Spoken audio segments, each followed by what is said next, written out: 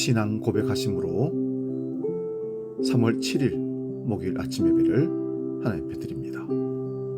나는 전능하신 아버지 하나님 천지의 창조주를 믿습니다. 나는 그의 유일하신 아들 우리 주 예수 그리스도를 믿습니다.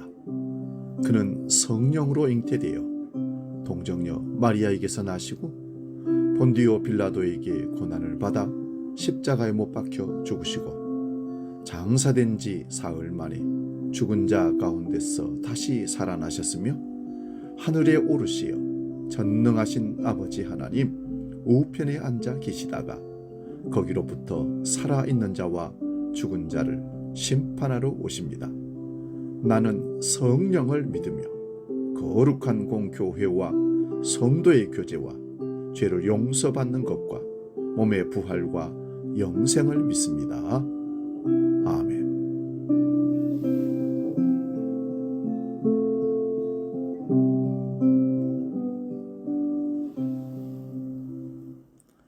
찬송가 342장 너 시험을 당해 함께 찬송합니다.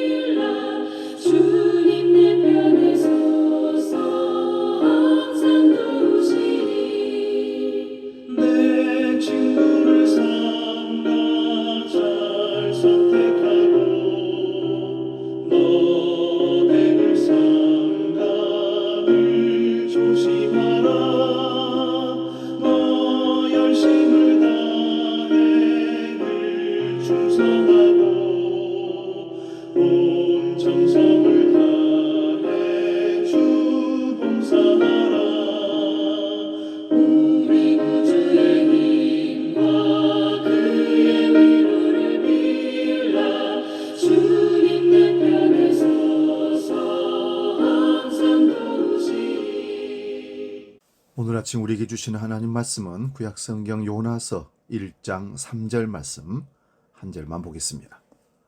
구약성경 1287면에 있습니다. 요나서 1장 3절 지금 봉독합니다. 그러나 요나가 여호와의 얼굴을 피하려고 일어나 다시스로 도망하려 하여 욥바로 내려갔더니 마침 다시스로 가는 배를 만난지라 여호와의 얼굴을 피하여 그들과 함께 다시스로 가려고 백삭을 주고 배에 올랐더라. 아멘. 봉독한 말씀으로 때마침 찾아온 유혹, 이런 제목으로 말씀을 상고합니다. 하나님을 대적하면서 하나님 백성들을 넘어뜨리기 위한 마귀들의 긴급회의가 열렸습니다.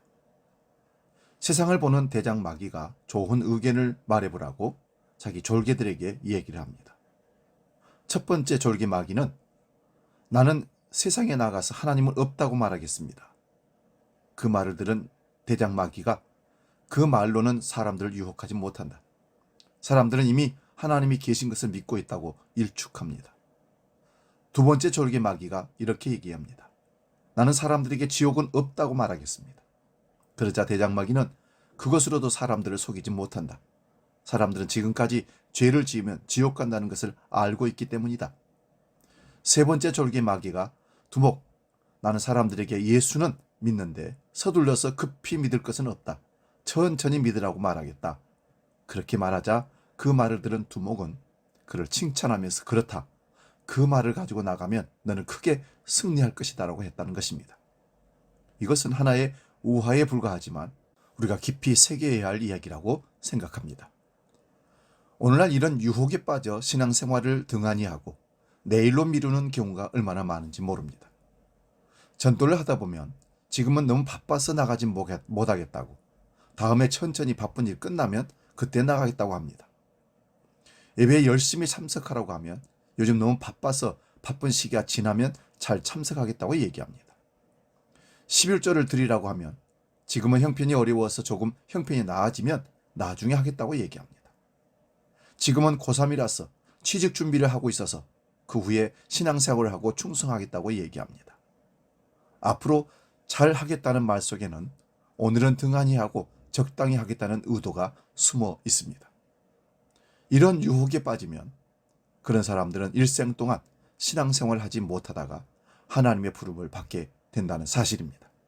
이방의 큰 성읍이며 적국이었던 니느웨를 향한 회개의 명령을 거부한 요나는 하나님의 얼굴을 피하기 위해서 다시스로 도망가려고 합니다. 그때 때마침 요바에서 그를 위한 배가 준비되어 있었습니다. 하나님의 얼굴을 피해 도망가고 있는 요나에게 때마침 너무나도 알맞게 배가 준비된 것입니다.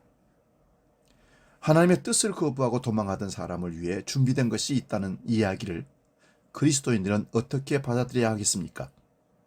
많은 신앙인들에게 때마침이라는 말은 하나님의 적절한 인도하심에 주로 사용되는 단어로 여겨져 왔습니다. 특히 삶의 자리에서 일이 잘 풀리면 하나님이 인도한 것이라고 너무 쉽게 말해왔기 때문입니다. 하지만 요나에게 적용된 때마침이라는 단어는 사실 우리의 속 사람이 사람 중심이며 나 중심의 삶을 살아가고 있음을 적나라하게 보여주는 단어입니다. 한 걸음 더 나아가면 하나님의 생각과 기준보다 내 생각과 기준으로 이 땅을 살아가도록 우리를 합리화시켜주는 단어였던 것입니다. 하나님의 뜻을 피하고 있는 우리 삶에서 가장 많이 우리를 유혹하는 단어가 때마침입니다. 요나는 다시스로 가기로 한 순간부터 불안을 했을 것입니다. 하나님의 명령보다 자신의 판단을 더 믿었으니 말입니다. 그런 그에게 때마침 모든 것이 준비되어 있었습니다. 때마침이란 말은 하나님도 그렇게 하길 원했었을 거라고 그럴듯하게 요나를 속였습니다. 하나님 중심의 삶과 나 중심의 삶이 절묘하게 뒤바뀌는 단어였습니다. 마침 다시스로 가는 배를 만난지라. 완벽히 준비되고 자기가 생각하는 대로 일이 술술 풀려가는 상황 속에서 요나는 때마침 유혹에 넘어갔습니다. 그에게 거짓된 평안이 찾아왔습니다. 가끔 우리는 문제를 위해서 노력하다가 마음이 편해지면 그것이 하나님의 평안이라고 생각할 때가 있습니다. 하지만 점검해 봐야 합니다. 그것이 때마침의 유혹인지 하나님의 뜻 안에서 허락된 평안인지 말입니다. 다시스로 가는 것은 하나님의 뜻이 아니었습니다.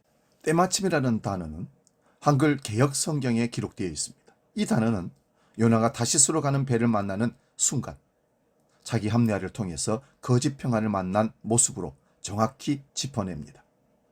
요나의 자기 합리화는 바다에 빠지면서 부서졌습니다.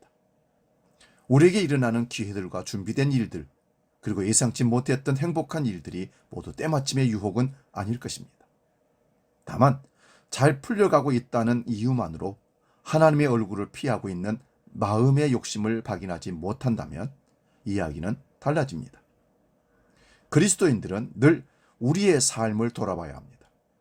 합리화의 유혹에 빠져 여호와의 얼굴을 피해 하나님의 뜻을 외면하고 있는 것은 아닌지 점검해야 합니다. 삶은 우리가 하나님으로부터 너무 쉽게 숨어버리도록 만듭니다. 바쁜 일상이 그렇고 즐겁고 행복한 나 중심의 삶이 그렇습니다. 삶에 깊이 빠져들면 때마침의 유혹에 쉽게 빠집니다. 유혹을 벗어난 요나의 회복은 하나님을 다시 그의 주님으로 고백하며 이루어집니다. 우리 교회의 주인이 하나님이시듯 우리 삶의 주인도 하나님이심을 잊지 마시기 바랍니다. 하나님을 향해 걸어가고 있는 여러분의 인생의 방향을 다른 어떤 이유로도 바꾸지 마시기를 주의 이름으로 축원드립니다. 기도하겠습니다. 하나님 아버지, 우리도 요나처럼 때마침의 유혹이 찾아올 때가 참 많습니다. 그것을 하나님의 뜻으로 합리하여 자기 평안, 자기 중심 속에서 고집하며 자기의 길을 가는 때가 얼마나 많은지 모릅니다. 우리는 이런 잘못된 오류에 빠지지 않도록 때마침의 유혹이 다가왔을 때 잘 점검하고 분별해서 그 유혹에 넘어가지 않도록 주님, 우리를 붙들어 주시옵소서. 오늘도 때마침에 유혹이 다가올 때 분별하고 피할 수 있도록 과감하게 결단을 낼 수 있는 믿음도 허락하여 주시옵소서. 주기도록 기도합니다. 하늘에 계신 우리 아버지, 아버지의 이름을 거룩하게 하시며 아버지의 나라가 오게 하시며 아버지의 뜻이 하늘에서와 같이 땅에서도 이루어지게 하소서. 오늘 우리에게 일용할 양식을 주시고 우리가 우리에게 잘못한 사람을 용서하여 준 것 같이 우리 죄를 용서하여 주시고 우리를 시험에 빠지지 않게 하시고 악에서 구하소서. 나라와 권능과 영광이 영원히 아버지의 것입니다. 아멘.